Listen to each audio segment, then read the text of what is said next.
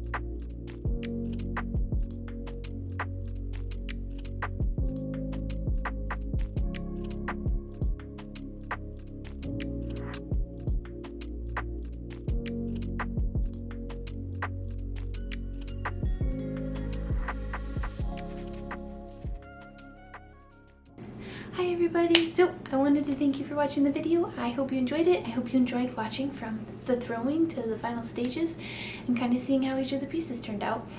And feel free to drop any questions you might have about the process or what videos you would like to see in the future. I would be happy to answer them. And I would also like to mention that we do have a Patreon now. And the link will be in the description below, and if you're interested in the collection at all, that link will be in the description below as well. And my Patreons going forward will get first access to sales and coupons and get to see a lot of behind the scenes. I just wanted to thank you guys for watching, and remember to make messes, make mistakes, and enjoy that process. Bye.